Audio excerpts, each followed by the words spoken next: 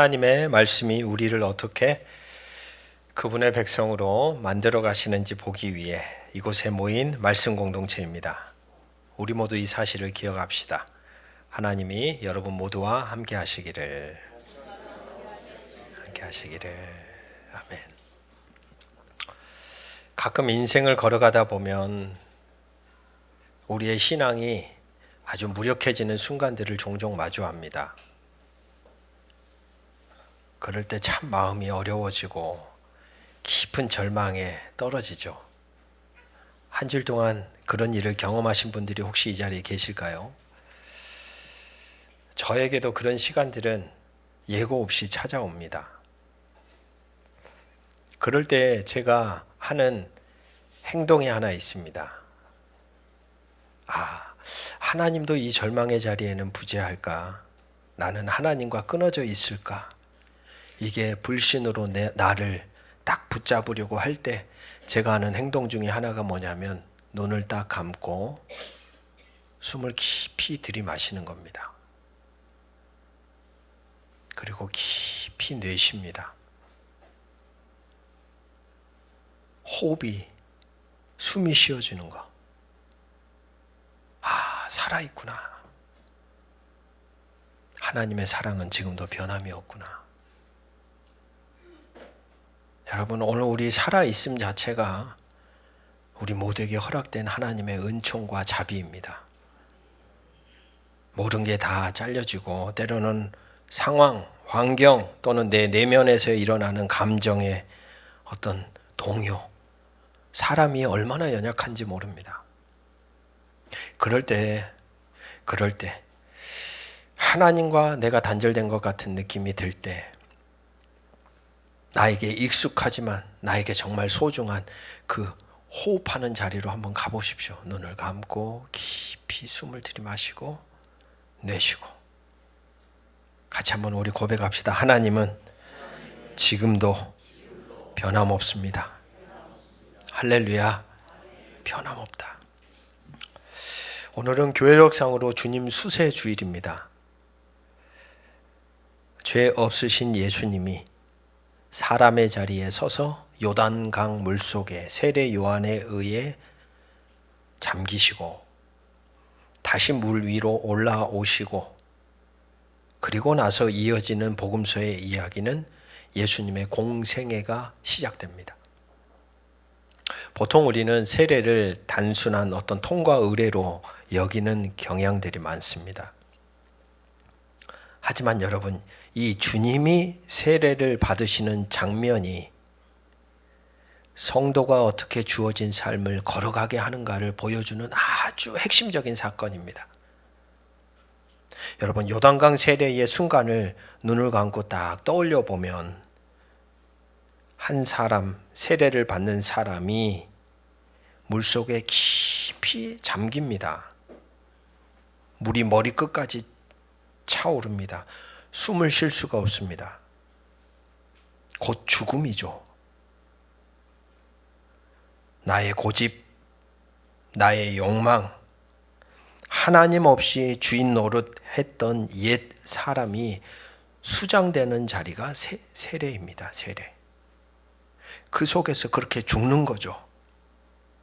바로 그 순간, 이제 숨을 쉬어야 되는데 내가 죽을 것 같은데 바로 그 순간에 단단한 손이 그 존재를 물 밖으로 딱 들어 올리는 겁니다. 그때 터져 나오는 첫 숨.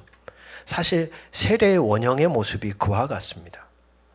죽을 것 같이 빠져서 이제 죽을 것 같은데 하는 장면에서 들어 올리는, 내가 일어나는 게 아니라 누군가에 의해 건져짐을 받는 상태. 바로 그게 세례죠. 그렇게 세례를 받고 나서 그 다음에 하늘이 열리고 주님이 세례받는 장면에 하나의 하늘의 메시지가 딱 선포됩니다. 뭡니까? 우리 같이 한번 우리도 선포해 봅시다. 이는 내 사랑하는 아들이요 내 기뻐하는 자라. 아들만 있으면 불편하시죠? 이는 내 사랑하는 딸이요 내가 기뻐하는 자라. 여러분, 이 한 문장이요, 나중에 변화산에 한 번 더 등장합니다. 복음서에 딱 2번이에요. 예수님이 뭘 했습니까? 공생애를 시작하기 전에 이 소리를 들려주셨다는 게 중요합니다. 뭔가 업적이 있고 뭔가 자기 존재가 증명이 됐고 나 이 정도 할 줄 알아 할 때 하늘에서 문이 열리고 너 내가 사랑해 이게 아니에요. 그 존재 자체로. 사실 진정한 사랑이란 여러분 여기에 뿌리를 두고 있는 거 아니에요? 그냥 존재하는 것 자체가 이쁜 거예요. 자녀들이 막 태어났을 때 꼭 그랬습니다. 이쁘잖아요. 그냥 보는 게 좋잖아요. 근데 여러분 우리가 세상을 살다 보면 자꾸 자녀를 사랑하는데 조건이 달리기 시작하는 거예요. 어느 순간.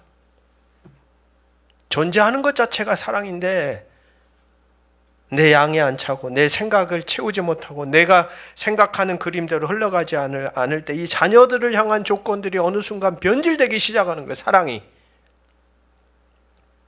오늘 주님 수세주일의 이 사건은 무엇 해서가 아니라 아무것도 하지 않았던 그 예수를 향해서 하늘의 선언이 일어난 장면입니다. 놀라운 것은 물에서 올라온 이 주님을 향한 이 선언은 우리가 아는 것처럼 인간이 감당할 수 없는 길을 걷게 합니다. 여러분, 누가 주님 같은 인생을 감당할 수 있습니까? 그 처절한 길을 어느 누가 들어갈 수 있습니까? 어느 누가 자발적으로 그 길을 뚜벅뚜벅 걸어갈 수 있었을까요? 가만히 복음서를 묵상하며 깨닫게 되는 것은 도저히 한 인간으로 감당할 수 없었던 그 인생의 여정을 살아내도록 만들었던 소리가 바로 이 소리였어요. 너는 내 사랑하는 아들이야. 한 번도 그 소리가 변하지 않은 거예요. 너는 내가 사랑하는 아들이야. 너는 내가 사랑하는 딸이야. 너가 뭘 해서도 아니고 너가 뭘 못해서도 아니고 아니 너는 늘 나에게 그렇게 한결같은 대상이야 라는 이 하늘의 소리가 이 예수의 삶을 십자가 앞에 서는 자리까지도 담담하게 걸어가겠다는 거예요. 지워지지 않는 단 한 번도 변하지 않는 이 하늘의 소리가 예수로 하여금 맡겨진 삶을 살겠다는 사실입니다. 여러분, 저와 여러분의 인생을 향한 이 하늘의 선언은 동일합니다. 오늘 우리가 살 수 있는 이유는 우리가 뭔가 능력이 있고 권세가 있고 소유가 있고 우리가 뭐 탁월해서가 아니에요. 하늘로부터 들려온 끊어지지 않는 이 사랑의 소리가 변하지 않기 때문에. 할렐루야.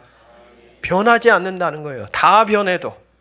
가장 가까운 사람의 관계도 때로는 변하고 두렵고 불안하고 환경과 상황도 변하고 두렵고 불안하고 다 변하는데 변하지 않는 하늘의 소리가 있다는 것은 하나님을 믿고 살아가는 우리에게 있어서 정말로 보물 같은 자리인 거예요. 다시 한번 선포해 봅시다. 이는 내 사랑하는 아들이요, 내 사랑하는 딸이요, 내 기뻐하는 자라. 할렐루야. 여러분, 이 소리가 여러분의 인생의 자리자리마다 다시 되새겨지기를 주의 이름으로 축복합니다. 다시 지탱하게 만들 거예요. 아, 내가 끊어지지 않아 있구나, 나 지금도. 오늘 창세기 8장의 노아 역시 이 거대한 세례의 자리를 통과하는 중입니다. 그래서 베드로 말씀에서 홍수 사건을 너희를 구원하는 편이 곧 세례라고 정의하고 있습니다. 지난 한 주간 우리는 창세기를 읽고 묵상하며 우리는 태초의 혼돈으로 돌아간 죽음의 물을 보았습니다. 노아는 그 위를요 며칠 동안 다녔는지 아십니까? 며칠 동안 문자적으로 그대로 해석해 보면 382일 동안을 뱃속에서만 지냈습니다. 이제 그 노아는 방주문을 열고 나옵니다. 죽음의 물에서 빠져나와 새로운 땅을 밟습니다. 거대한 세례를 통과한 인류의 대표자와 같은 이 노아, 과연 어떻게 새로운 삶을 시작할까요? 오늘 본문은 바로 그 이야기를 우리에게 들려줍니다. 본문 1절은 회복을 이렇게 알려주고 있습니다. 1절, 하나님이 노아와 그와 함께 방주에 있는 모든 들짐승과 가축을 기억하사. 여러분, 물이 먼저 줄어든 게 먼저가 아닙니다. 하나님이 기억하셨기에 바람이 불기 시작했습니다. 그리고 비로소 물이 줄어듭니다. 여기서 기억하다는 것은 뭔가 잊었던 것을 떠올렸다라는 의미가 아닙니다. 하나님이 구원을 위해 소매를 걷어붙이셨다는 신호입니다. 신호. 여러분, 이런 장면을 우리는 출애굽기에서도 또 마주하죠.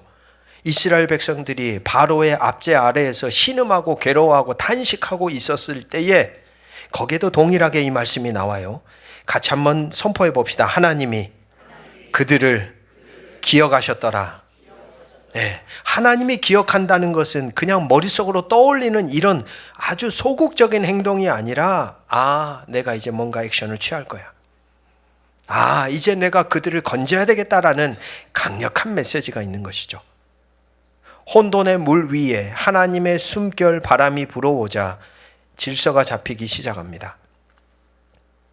여기에서 우리는 태초의 첫 장면이 오버랩됩니다.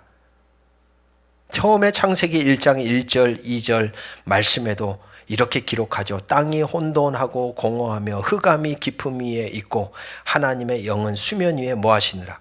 운행하신다. 꼭 그 장면이 지금 노아가 홍수 사건으로 일어난 뒤에 일어난 장면하고 동일합니다. 물이 완전히 온 세상을 덮어버린 상태. 그래서 많은 이들이 이것을 재창조라고 이야기하죠. 중요한 것은 하나님의 시간과 노아의 시간은 달랐다라는 사실입니다. 그렇게 홍수 사건이 일어나고 무려 1년하고도 17일, 382일입니다. 감이 오지 않아요. 저는 배 타는 거 별로 안 좋아하거든요. 어떻게 그 시간을 견뎠을까? 그 긴 시간, 빛 한 점 없는 나무 상자 안에 갇힌 삶.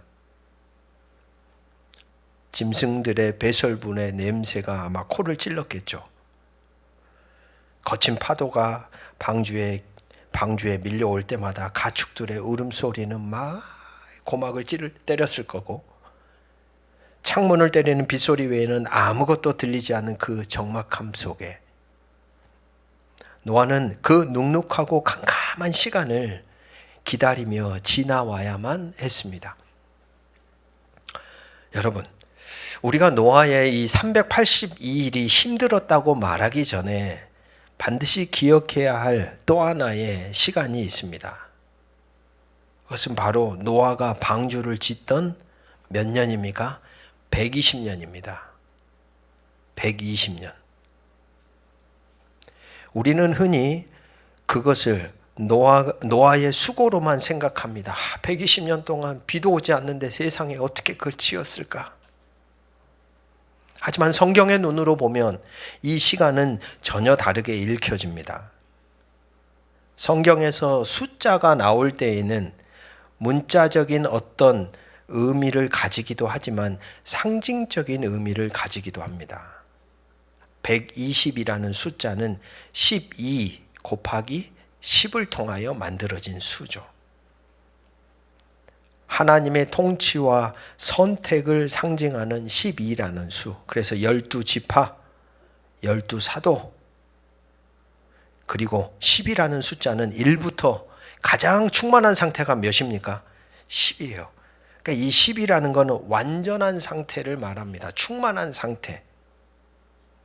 그렇게 이 120이라는 숫자는 하나님의 주권적 통치가 충만하게 임하는 완전한 기간입니다. 어떤 기간일까요?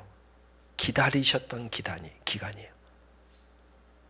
그냥 공지표 붙여놓고, 공지사항 붙여놓고 사람들 다 봤으니까 이제 시작 이게 아니라 하나님이 인간을 기다리는 마음이 120이라는 숫자 안에 담겨져 있는 거예요.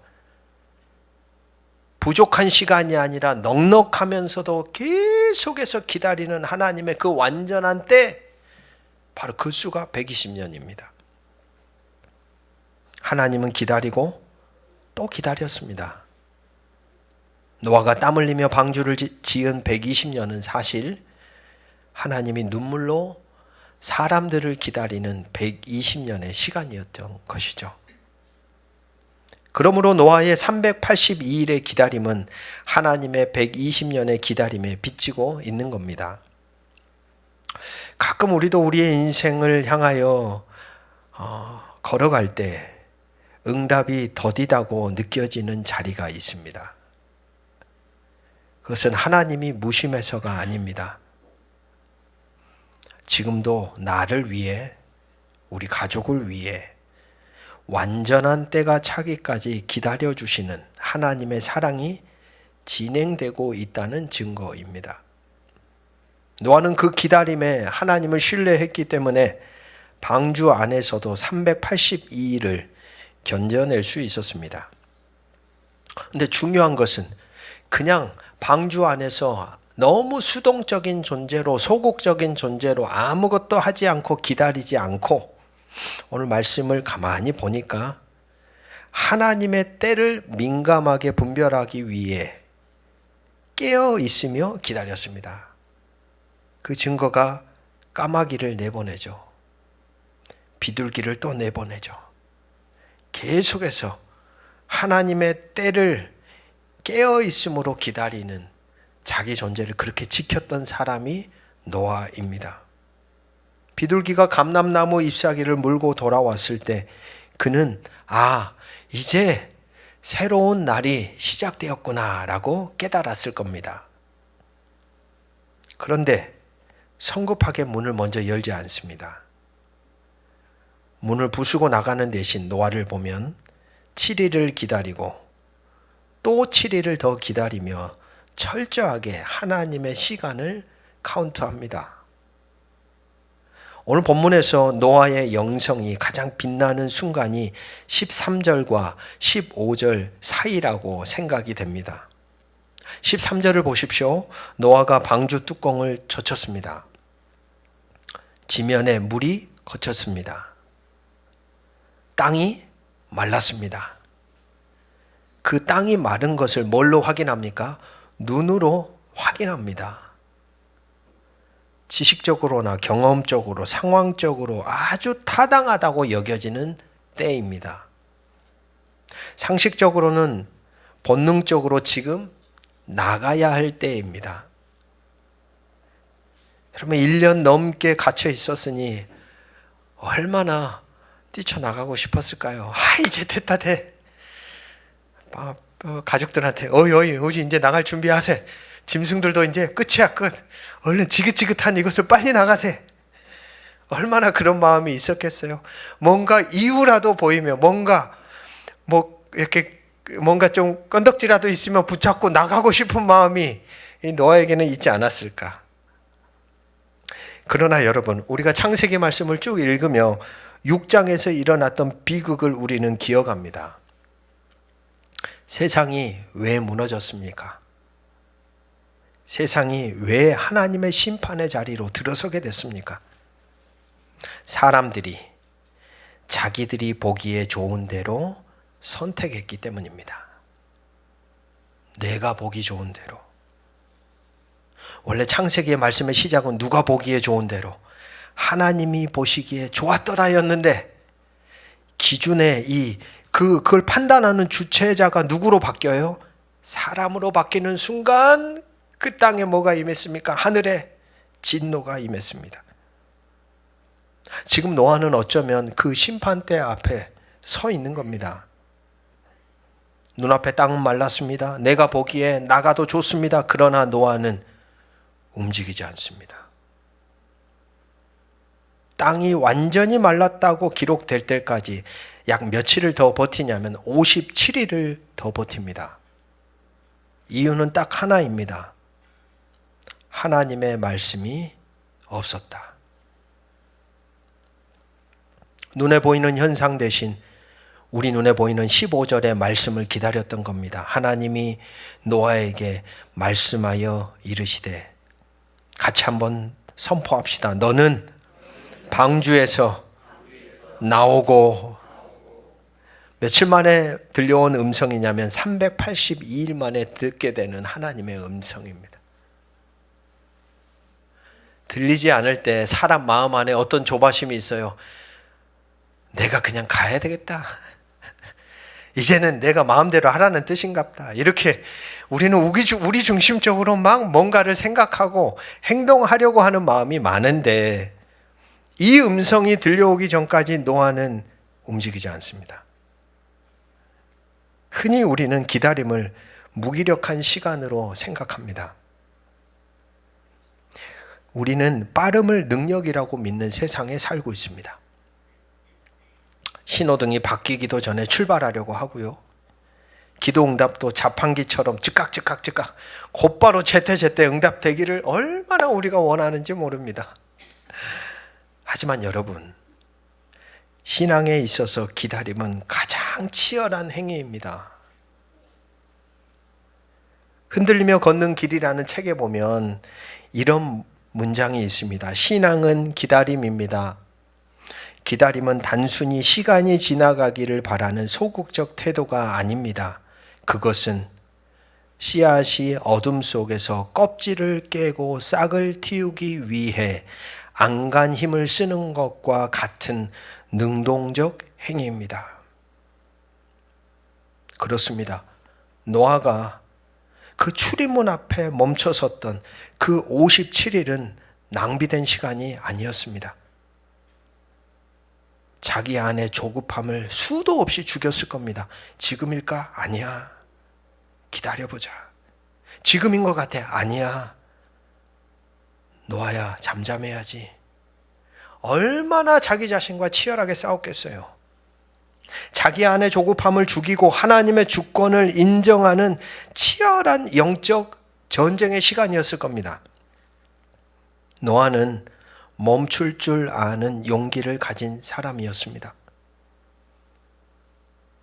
여러분, 음악을 완성하는 건 소리가 아니라 쉼표입니다. 쉼표 없이 계속해서 소리가 나면 그것은 음악이 아니라 소음이 되는 것이죠. 노아는 지금 인생의 가장 긴 쉼표를 찍고 있습니다. 눈앞에는 바싹 마른 땅이 보입니다. 당장이라도 뛰어나가고 싶습니다. 하지만 그는 멈춥니다. 분명히 주어진 현상, 상황은 가라고 손짓합니다. 너 빨리 나와. 가도 돼. 하지만 말씀은 아직 멈추라고 침묵하기 때문입니다. 이 멈춤이 중요합니다. 우리의 인생에 있어서도 이 멈춤이 중요합니다.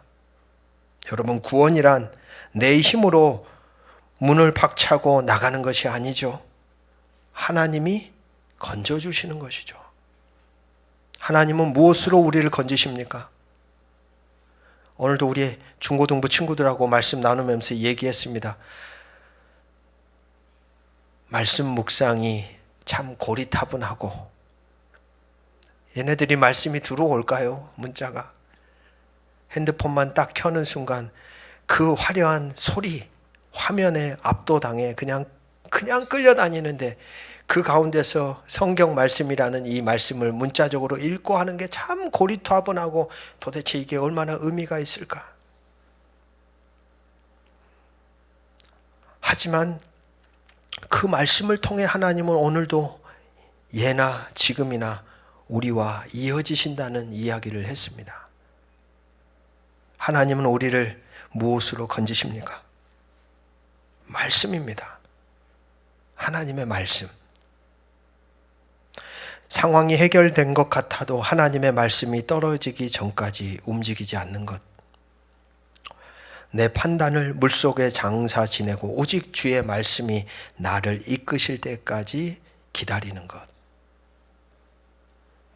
하나님께 건짐받은 성도들의 진정한 순종입니다. 성도 여러분, 이 시간 잠시 여러분의 마음을 한번 들여다보십시오. 한 주간 내 판단과 감정은 지금이야. 당장 문을 열고 나가라고 외치고 싶지만 정작 말씀은 아직 기다려라 라고 하신 영역은 없으신가요? 관계의 문제에서, 진로의 문제에서, 해결되지 않는 재정의 문제에서 내가 멈춰서야 할 나만의 방주 문턱은 어딜까요?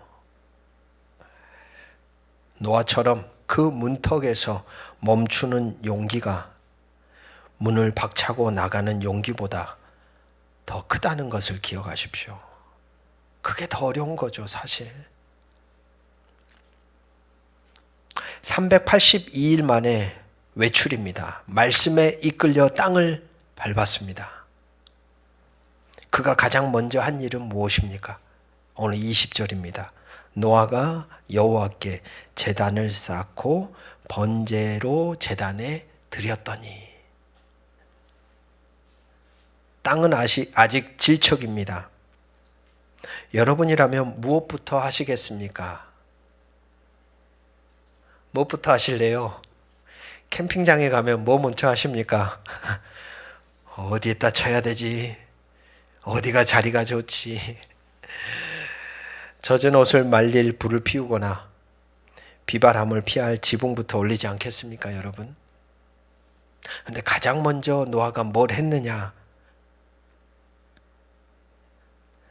생존의 본능이라면 당장 먹일 식량을 가져 구하든지 집을 지었을 텐데 돌을 나르더니 하나님을 향한 제단을 하나씩 쌓습니다.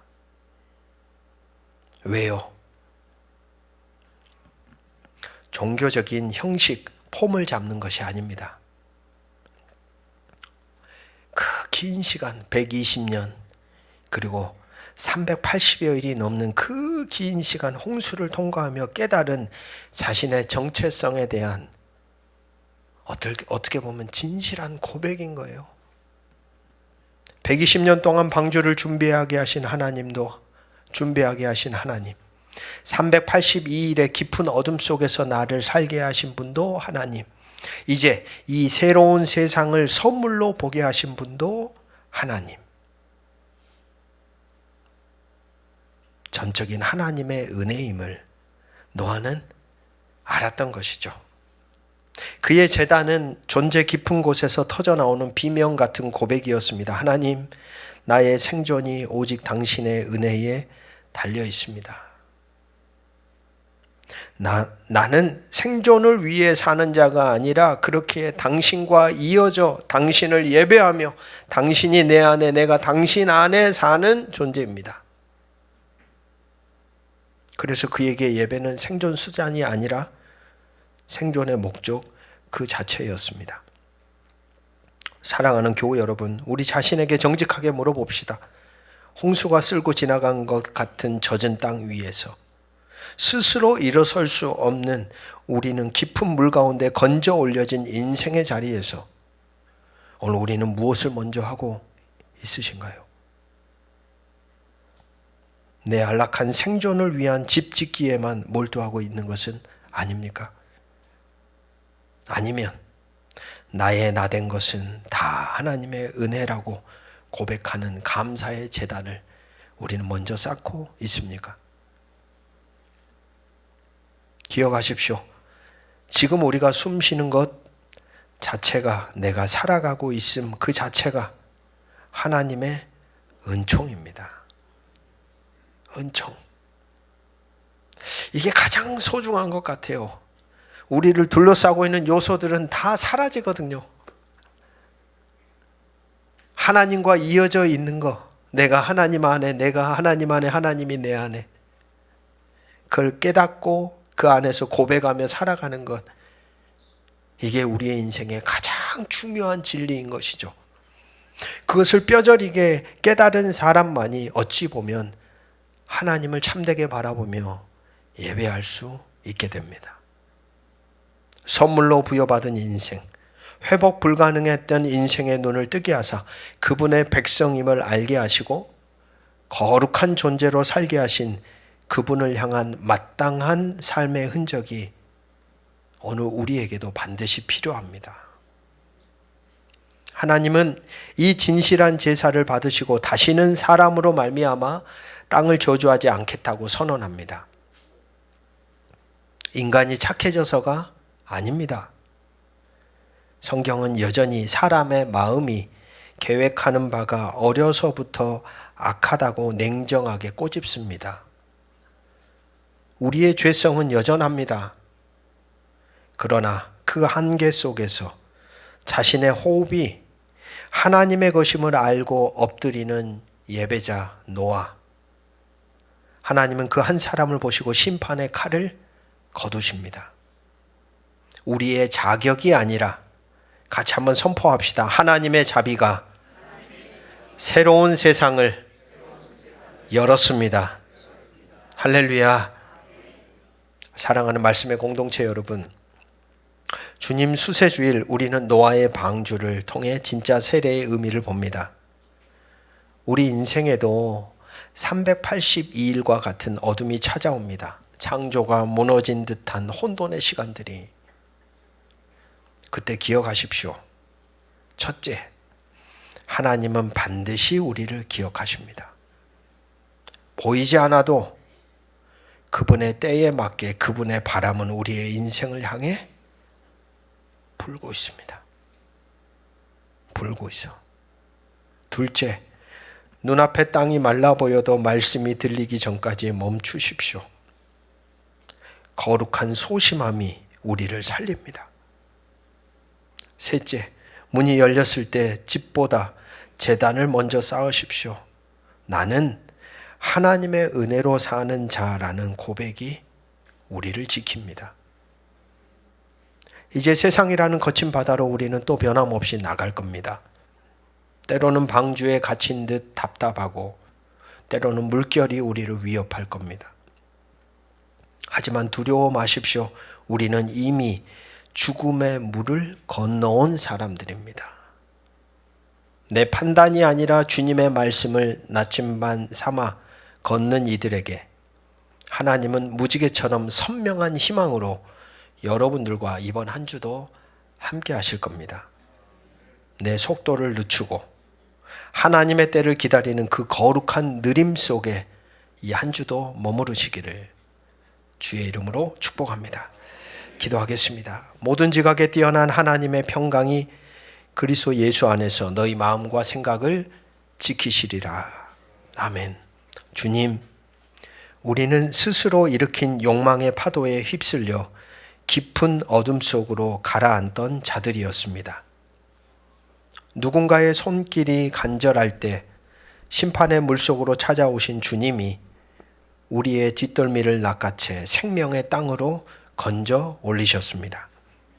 방주 안에 382일, 그 막막한 기다림 속에서 우리는 조급한 마음을 십자가에 묻고 주님의 시간을 세는 법을 배웠습니다. 이제 닫혔던 문이 열리고 새로운 땅을 밟습니다. 내 안락을 위한 집을 짓기 전에 나를 살리신 은혜의 제단을 먼저 쌓아 올립니다. 나의 나된 것은 오직 주의 은혜이오니 이 거친 세상에서 오직 말씀의 나침반을 따라 묵묵히 걷는 순례자가 되게 하옵소서. 우리를 깊은 물에서 건져주신 예수 그리스도의 이름으로 간절히 기도드립니다. 아멘.